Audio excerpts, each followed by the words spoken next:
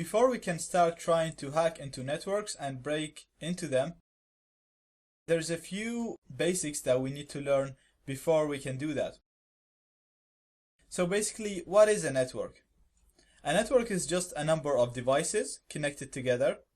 They are connected together for a reason, so that they can share data. This data can be files, can be resources. It can be, for example, your home network. Usually you use it to just access the internet, which is, you can look at it as a resource or as a source of data. So all networks, Wi-Fi or wired, achieve this sharing of data using the same principle.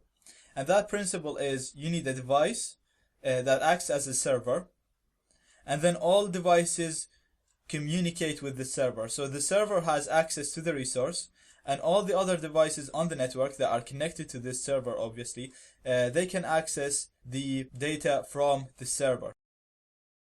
So on most Wi-Fi networks, the server is the router, and all devices connect to this router, and they access the internet through the router. So all the devices on the network have no access to the internet, as we can see in this diagram.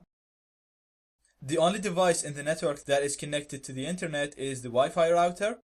All the other devices, as we can see here, we have client 1 and 2 and 3, they have no access to the internet, but they can access it by connecting to the router.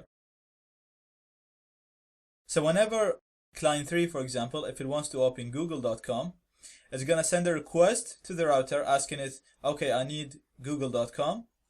The router is going to go to the internet, it's going to grab google.com, and then forward it back to client number 3.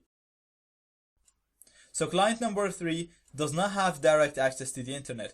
It has to go through the router, and the router is going to bring the request and send the response back to client number 3.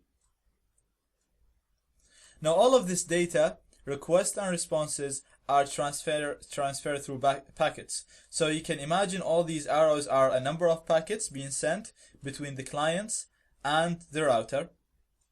And in Wi-Fi networks, these packets are sent into the air, so they're broadcasted. And if you're within range with these packets, then you can just sniff them, capture them, and read them, and you'll be able to see the information in there. So all this data, so whether it's usernames, passwords, videos, audio, music, chats, all of that is transferred as packets, and it's always transferred between the client and the router because the client has no access to the internet. So if you capture these packets, you'll be able to see all of this data that's transferred. You'll be able to see all these passwords, usernames, emails, videos, all that. You'll be able to capture it and read it on your device.